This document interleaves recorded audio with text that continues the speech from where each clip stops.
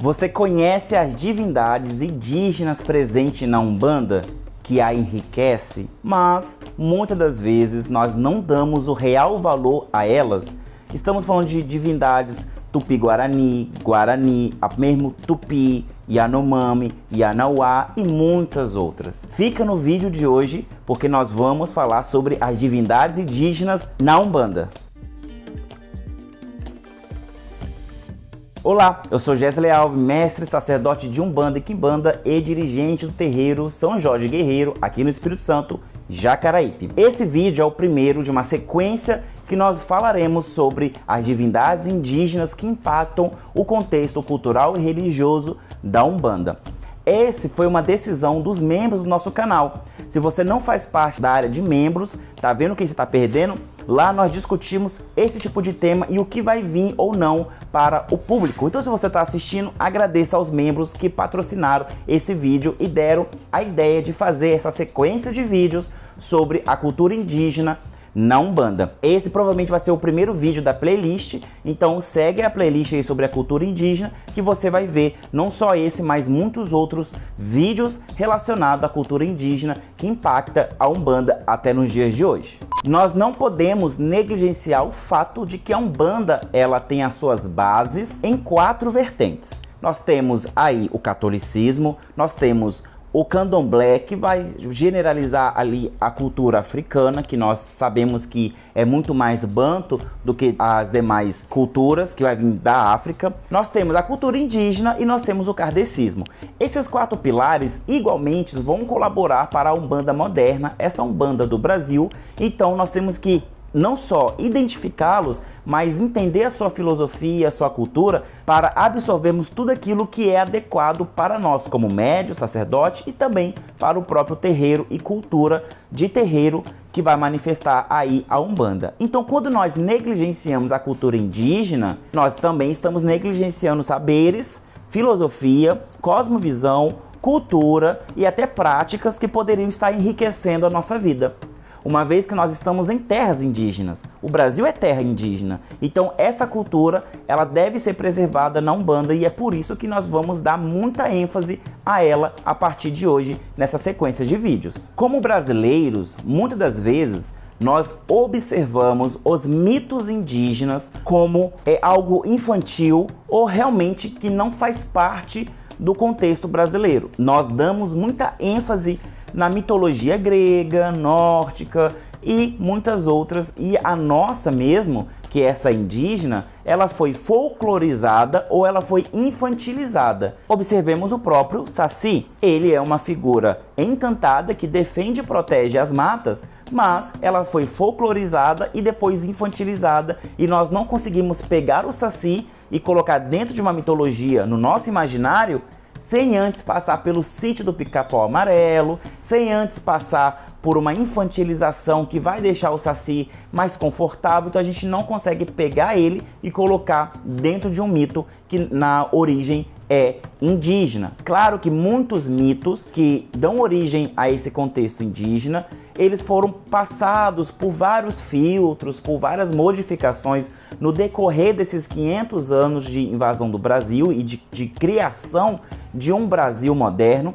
E esses mitos, eles vão se adaptando à modernidade e principalmente ao eurocentrismo. Então, quando a gente vê algumas divindades e entidades encantadas da mitologia indígena, basicamente de toda a extensão da palavra indígena tem aqui no Brasil, nós percebemos que quando ela é contada de uma forma muito europeia, ela é contada de uma forma muito baseada no heroísmo grego. Lembra dos 12 trabalhos de Hércules? É como se toda a história indígena tentasse imitar os 12 trabalhos de Hércules. Então, na verdade, a gente só está replicando e trocando nomes de um pelo outro. Mas não. Os ancestrais indígenas, os mais velhos, eles contam os seus mitos como eles têm que ser contados, e nós temos que ouvir da forma com que eles contam, para que nós possamos não só entender o seu modo de vida, mas também entender como que essa cosmovisão, esse modo de ver o mundo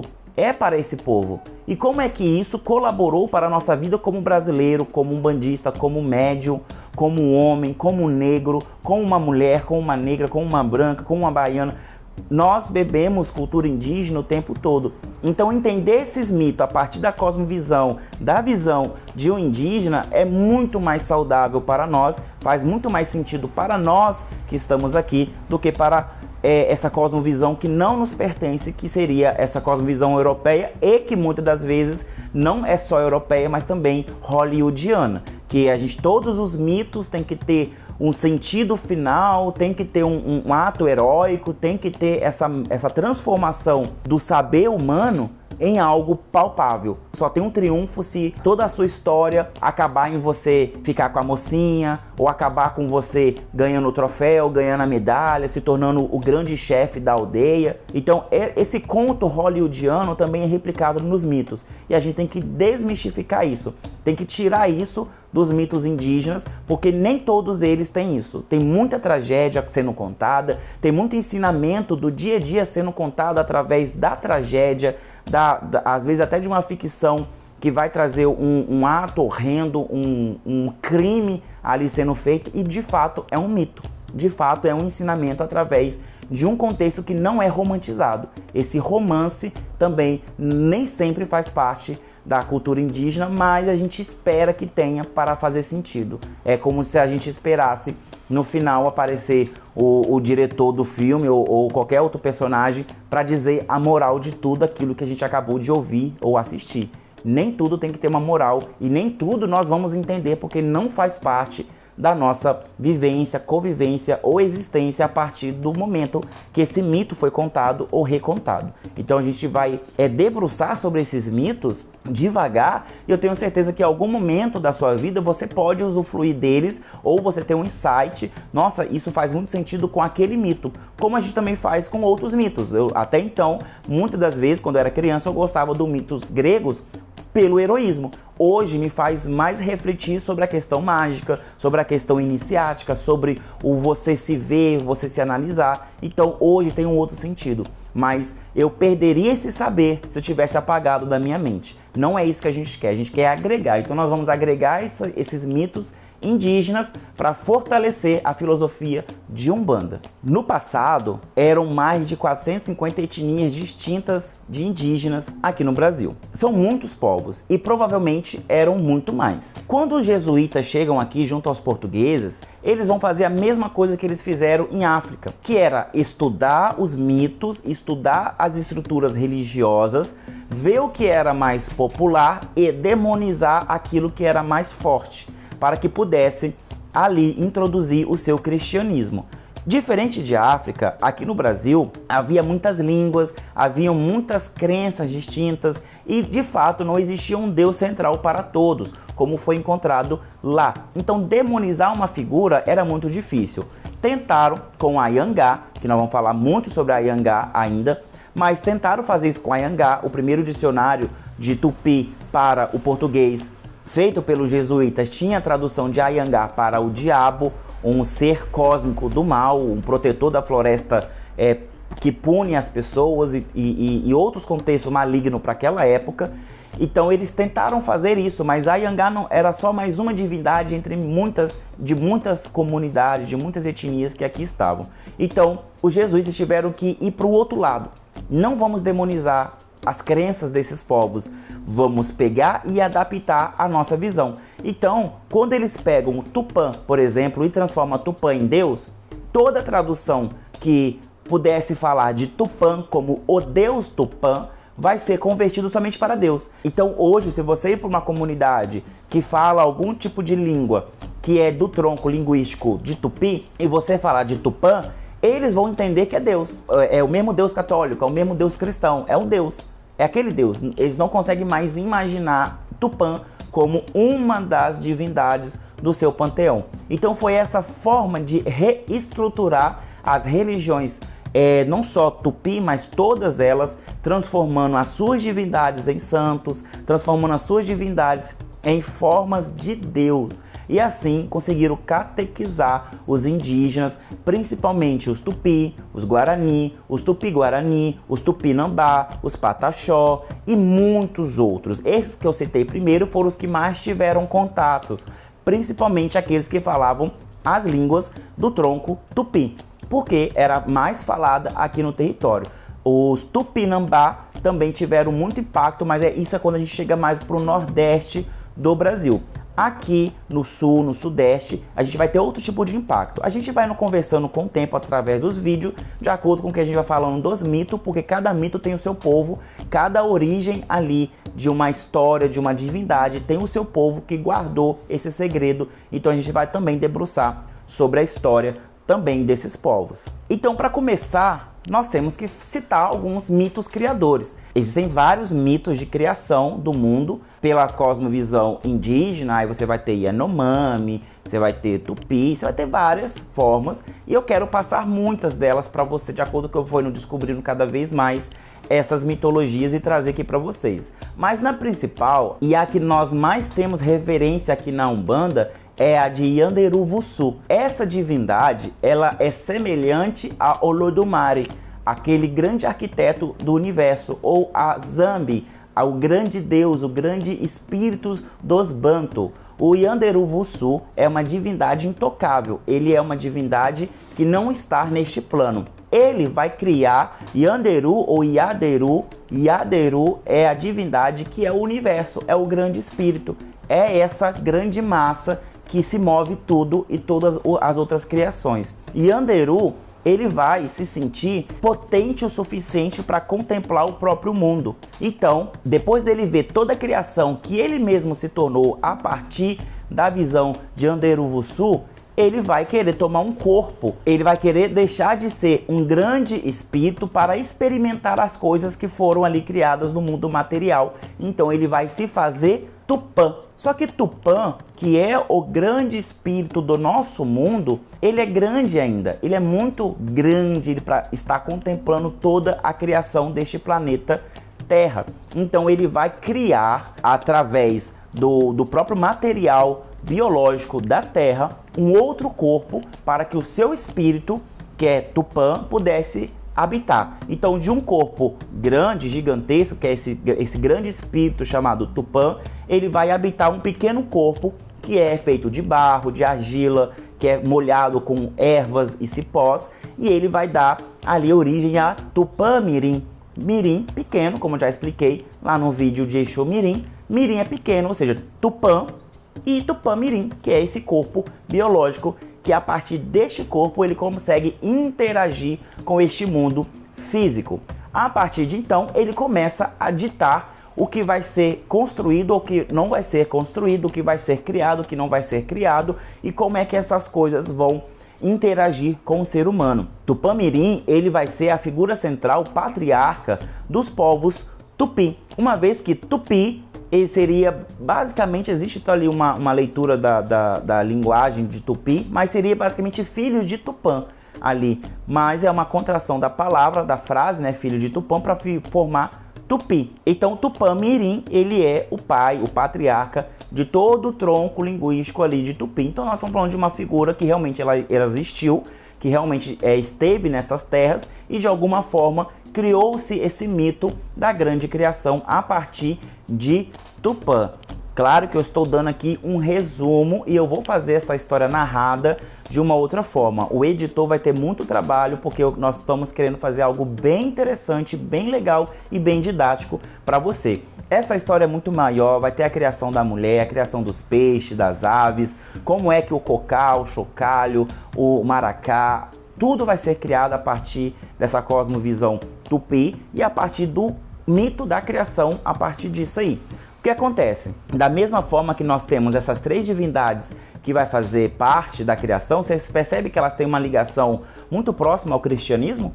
O Deus maior, o Espírito Santo, que se diminui e se faz homem. Então nós temos Yanderu-Vuçu, que seria o Jeová, o grande Deus, o grande Espírito, criador de tudo. Nós temos o Espírito Santo, que seria o Tupã, e nós temos o Tupã-Mirim, que seria o Jesus. Quando os jesuítas viram isso, opa, dá para pegar isso aqui e colocar nessa configuração. Então ali a gente consegue perceber um primeiro sincretismo. Só que infelizmente a cultura tupi, e com a morte dos tupi, a gente consegue ver que o que prevaleceu de fato foi Deus Pai, Deus Filho, Deus Espírito Santo, mas a parte indígena ela foi dizimada, ela foi extinguida de nosso imaginário também. É por isso que eu vou sempre trazer dessa forma sincrética também, para que nós possamos imaginar, porque infelizmente nós não conseguimos ter acesso ao modo de vida tupi daquela época para nós podermos entender de fato por que esses mitos foram criados dessa forma.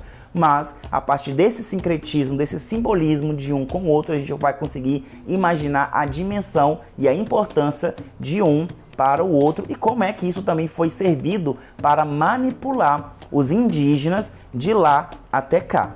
Uma pausa aqui que é muito interessante, nós vamos estar muito focado em Tupi, no Guarani, Tupi-Guarani, Tupinambá, mas a cosmovisão Yanomami também é algo muito genial. Se vocês não conhecem, vão pesquisar sobre os Yanomamis e a cosmovisão deles do mundo espiritual, porque é muito rico.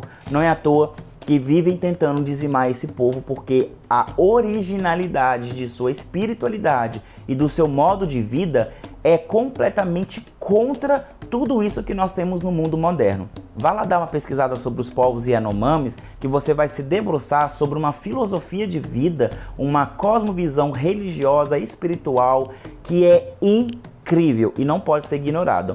O que me faz imaginar que no passado os demais povos, como Tupi-Guarani, Tupinambá e os Pataxós, também tiveram essa cultura muito próxima ao que nós vemos hoje nos Yanomamis. Mas com o acesso ao catolicismo, essa cultura ela foi no podando até se tornar essa massa indígena que pensa hoje como um cristão e não como de fato um indígena com a sua conexão religiosa.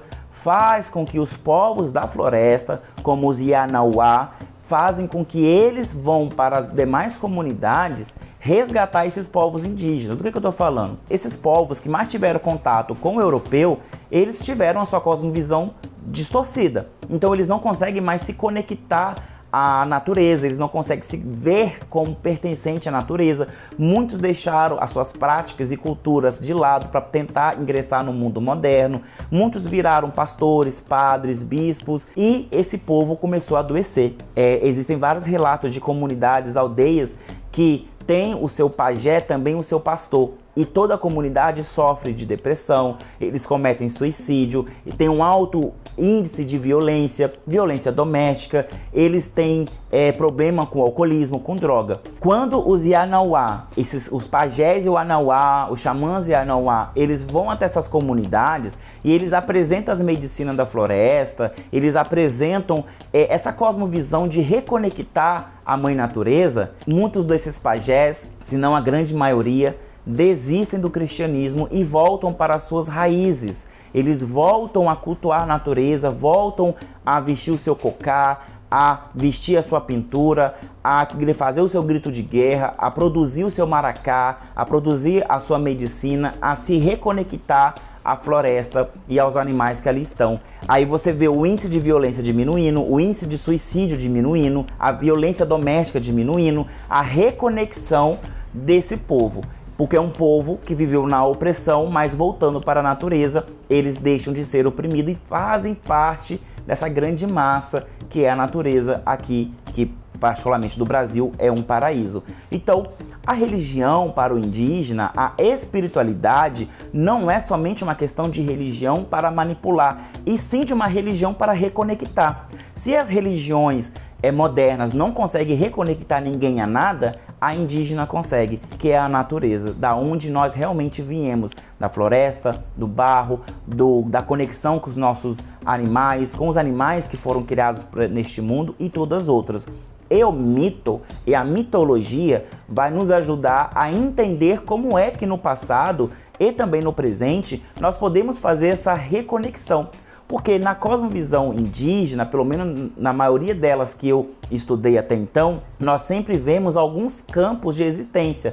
Existe um local onde as divindades habitam, existe um local onde os encantados habitam e aí existe esse local onde nós habitamos. Então, para onde é que você vai? Você vai para perto da divindade? Você vai continuar aqui? Ou você vai se encantar? Você vai para o mundo dos encantados? Então não é só céu e inferno, não é só certo e errado, existem muitas opções e o mito vai te ajudar a se conectar com a natureza para determinar aonde você quer chegar. Aonde é que você quer ir? O que é que você vai querer ser no futuro? E você vai ter que agir agora no presente para você chegar até onde você deseja estar. Então, o mito, a mitologia, essas divindades que nós vamos apresentar fazem parte do modo de vida, não só desses indígenas, mas também dos indígenas modernos, desses que moram nas cidades, desses que desejam a todo momento se reconectar com a sua ancestralidade. Então, o mito, ele é fundamental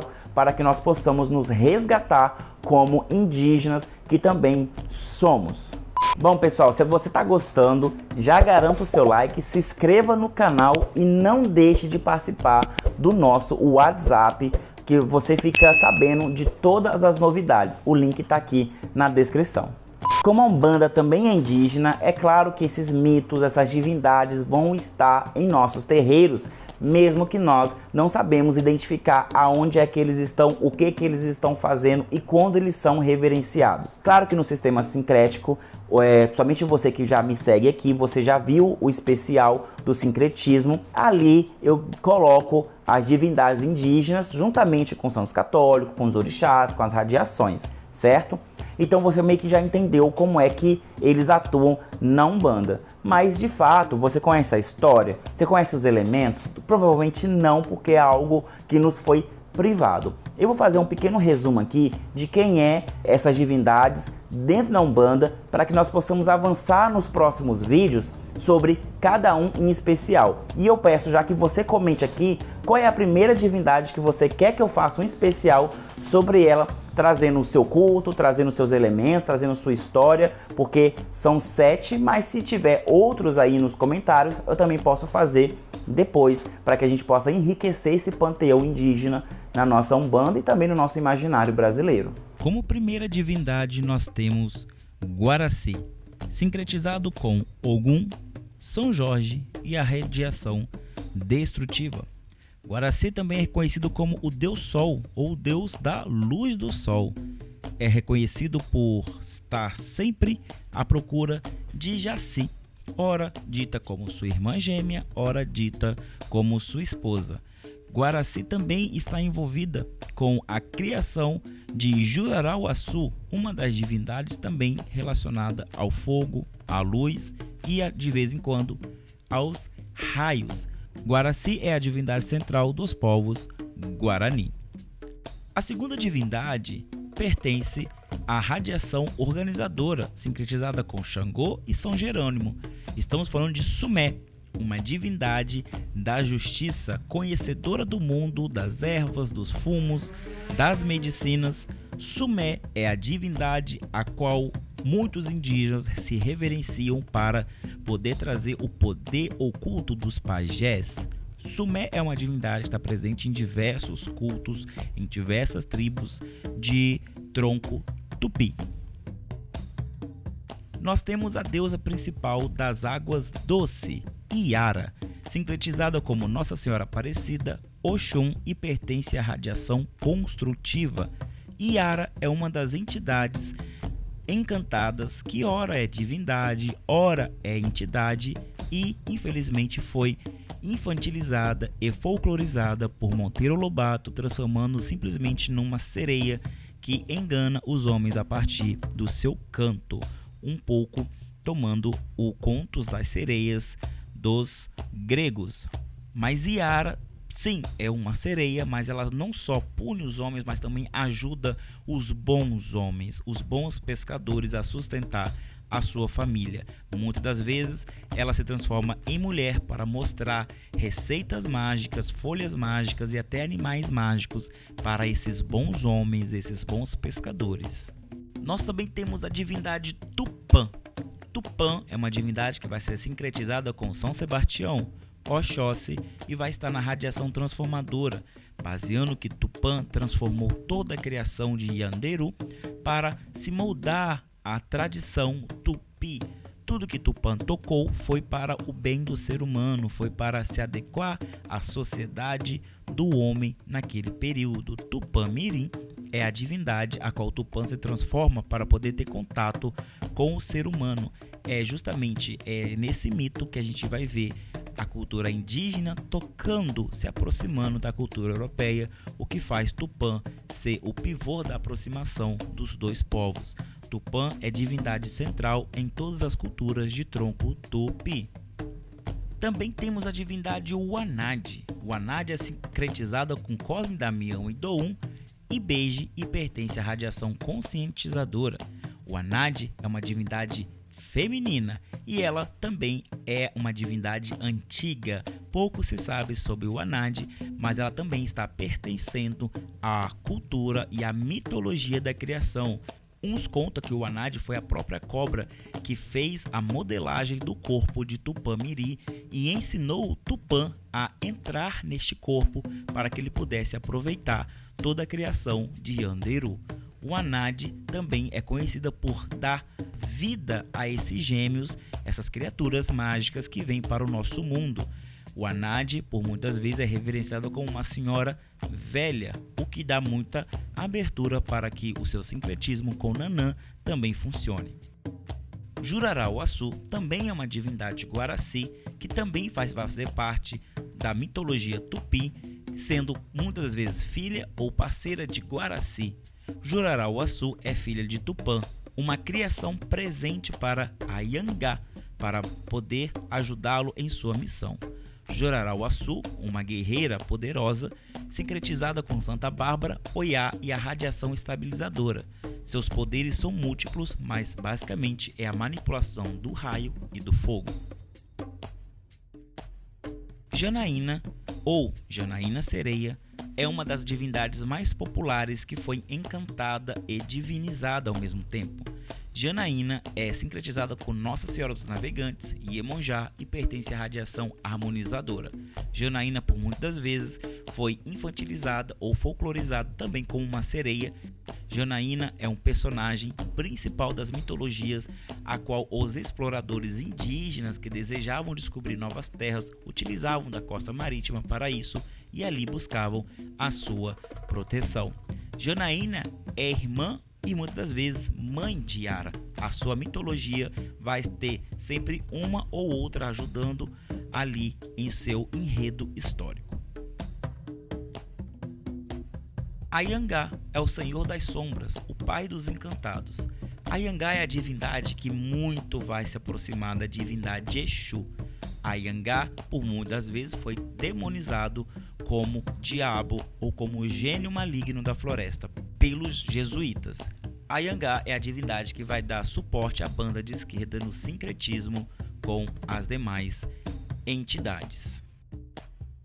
Bom, agora você já viu as divindades, o sincretismo com santos, com as radiações e com os orixás. Então, a partir de agora, eu vou esperar o seu comentário aqui para que nós possamos entender como é que vocês querem que essa playlist funcione. Bom, basicamente eu quero muito começar pelo começo, é óbvio. Então, eu queria muito falar sobre Guarani. Então, se a gente puder, apoia aqui falando Guarani, Guarani, Guarani, que a gente já vai começar com a divindade Guarani. Espero que tenham gostado. Esse é o primeiro vídeo da playlist, então, se você está vendo aleatoriamente, procure a playlist Cultura Indígena versus Umbanda, que a gente vai estar lá com vários vídeos. Pelo menos um a cada mês vai ser lançado. Gente, até mais, espero que tenham gostado. É um resumão mesmo, mas a partir daqui nós vamos nos aprofundar nessa cultura. Eu sou Gesley Alves e eu fico por aqui. Até o próximo.